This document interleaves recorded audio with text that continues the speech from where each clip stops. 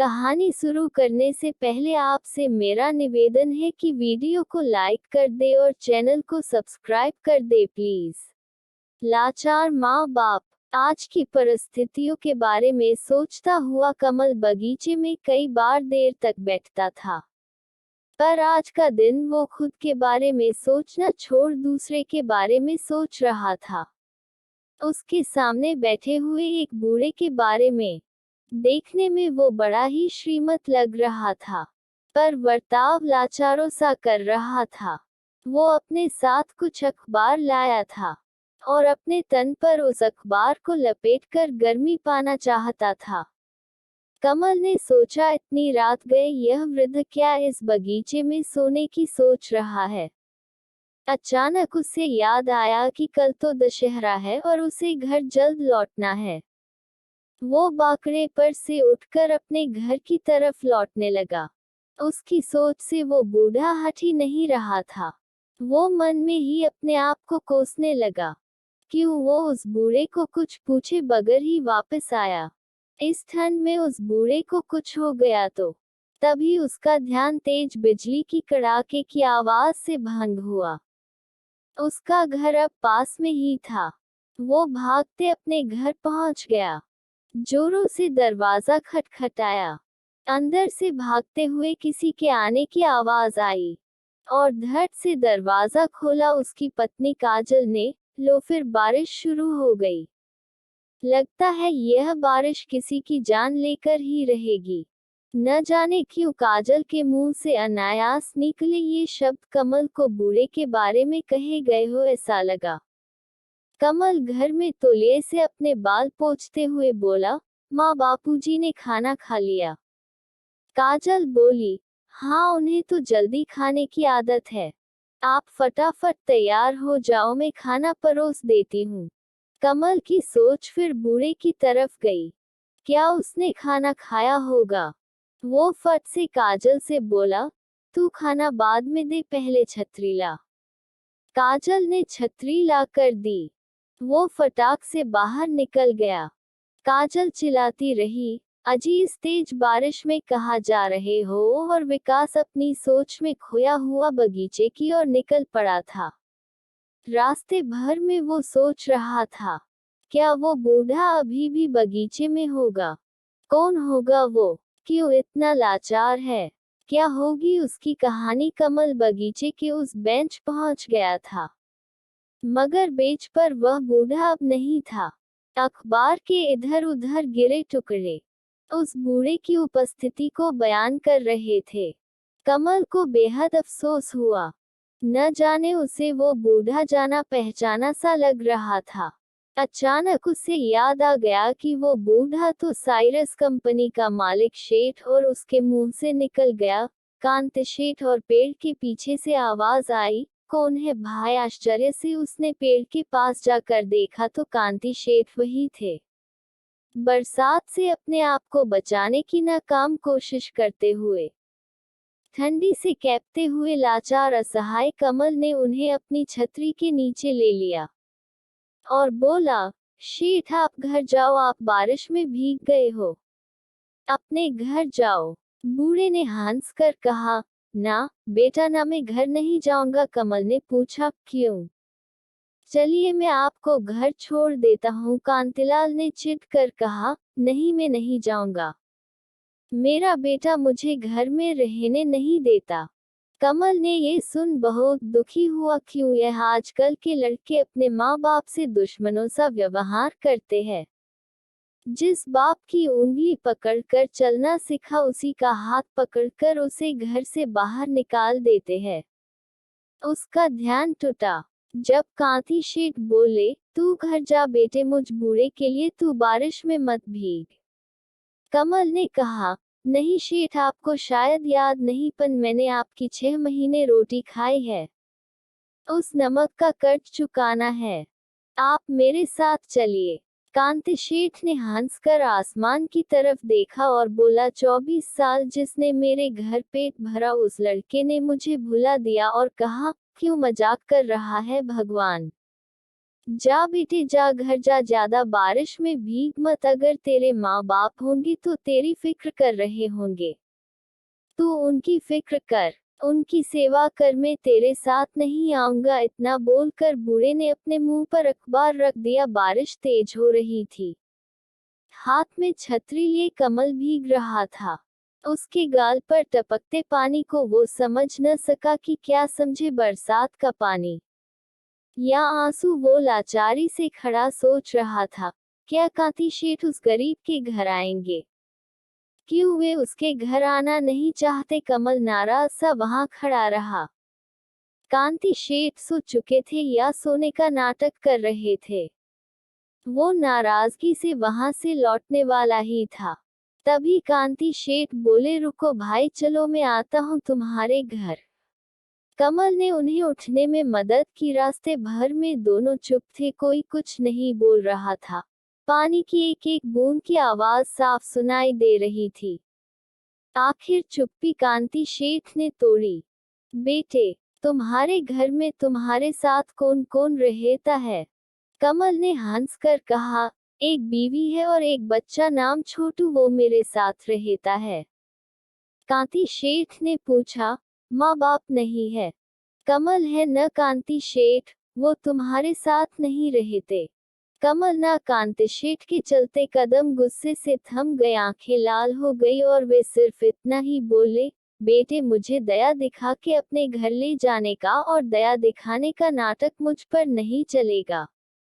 तुझे क्या लगा कि यह शेठ को मैं घर ले जाऊंगा, उसकी सेवा करूंगा, मदद करूंगा, बदले में वो खुश होंगे, शाबाशी देंगे, क्यों इनाम देंगे? पैसे की लालच ने आज कितना इंसान को गिरा दिया है। गिरे हुए को उठा के घर ले जा रहे हो और माँ बाप को साथ नहीं रखते। जा बेटा जा, जो अपने माँ बाप का नहीं हुआ वो किसी और का क्या होगा? जो अपने माँ बाप को अपने साथ न रखे वो क्या किसी और को साथ रखेगा? कमल ने कहा, हाँ शेठ, मैं अपने माँ बाप को अपने साथ नहीं रखता, क्योंकि कांति शेठ के कानों में जैसे किसी ने गरम गरम तेल डाल रहा हो। ऐसे एक एक शब्द कान से गुजर रहे थे। वो बीच में ही बोले, हाँ हाँ बोल, वो अनपढ़ है, गवार है। मेरी बीवी पढ़ी लिखी है और वो बीवी के विचारों से तालमेल नहीं रख सकते। क्यों? माँ बाप को न रखने के हजारों बहाने करोगे तुम, पर उन्हें समझने की एक भी कोशिश नहीं। क्यों? कांति शेठ के होठ भींचे थे। मुट्ठी बंद कमल हंस रहा था। वह बोला, कांति शेठ मेरी पूरी बात सुनो। आपने पूछा कि तेरे साथ कौन रहता है। मैंने कहा मेरे बीवी और बच्चे। ठीक है, अब माँ बापूजी को मैं कभी यह नहीं कहता कि वे मेरे साथ रहते हैं, बल्कि हम उनके साथ रहते हैं। वो मेरे मोहताज नहीं, हम उनके मोहताज हैं। मेरे लिए तो मेरे माँ बाप ही सरताज है। कांति शेठ ये सुन थोड़ा नर्म हुए और बोले, वाह बेटा वाह, सही में तूने लाख टके की बात की। अब तो तेरे घर आने के लिए मैं खुद उतावला हूँ। मुझे भी तेरे उस माता पिता के दर्शन करने हैं जिसने तुझे ये संस्कार दिए हैं। और कितनी दूर है तेरा घर? कमल, बस ये रहा, आ ही गया। कांति शेठ ने देखा, एक घर की बाहर चिंतित एक औरत, एक बच्चा और चार बूढ़ी आंखें थी। कांति शेठ ने मुस्कुराकर कमल की ओर देखा और पूछा, लगता है आ गया तेरा घर? काजल दौड़ते आई और बोली, अजी कहाँ चले गए थे आप? कमल, बताता हूँ, तुम घर चलो। घर पहुंचकर कांति शेठ का कमल ने परिचय करवाया। काजल ने उनके पैर छुए।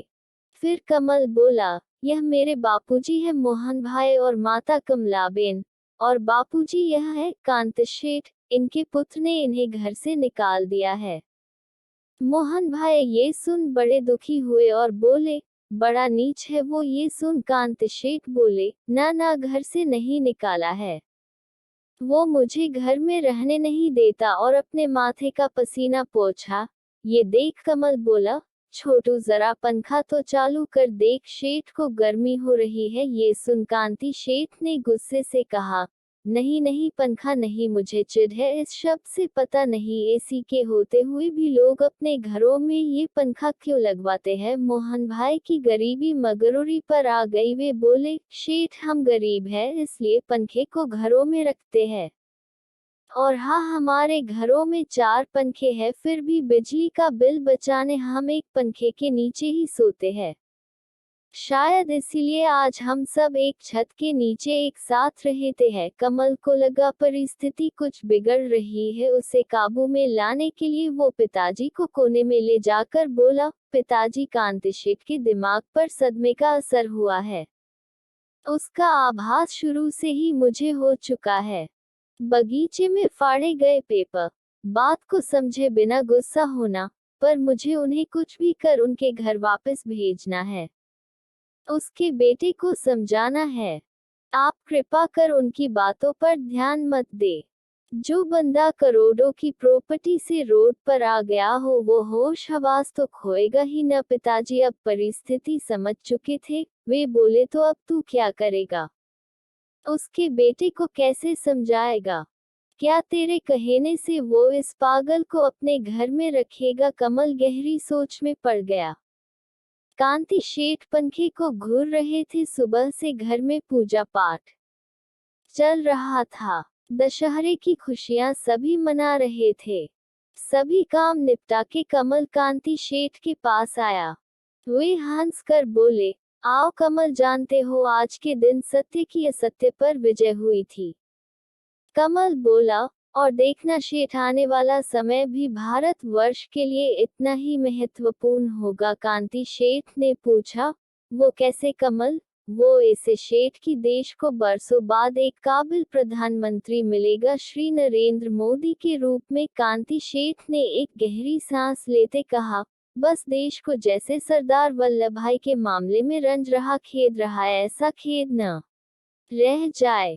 किसी बेवकूफ की गलती का परिणाम देश को न भुगतना पड़े। बेटे, इस बात का ध्यान तुम नौजवानों की ही रखना है।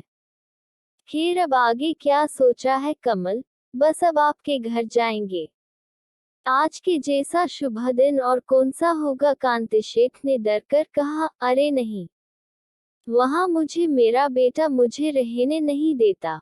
मैं नहीं जाऊंगा। कमल बोला, शेठ, आपका लड़का इतना जालिम है कि उसकी बात से ही आप इतना डर जाते हैं। कांति शेठ बोले, ना ना, मेरा लड़का तो एकदम राम जैसा है।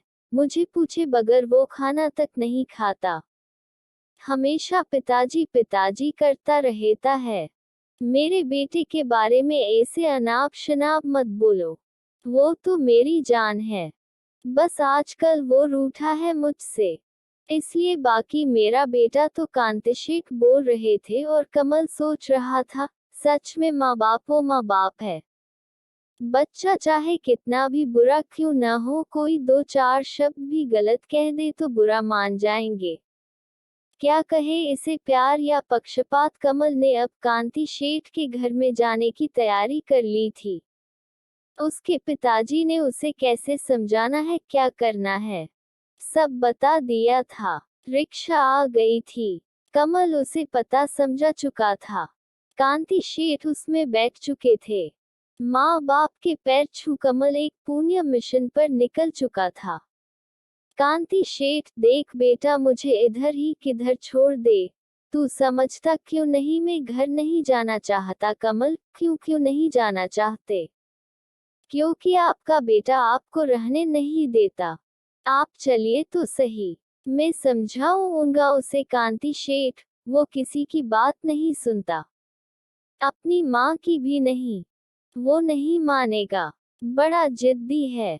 तू क्यों मेरे लिए अपना अपमान करवाने पर तुला है? लौट जा बेटा, लौट जा। कमल शांति से बैठा था, उसे अपने ईश्वर पर भरोसा था। कांति शेठ बेचैन थे क्योंकि उन्हें अपने बच्चे पर भरोसा था। तभी रिक्शा रुक गई।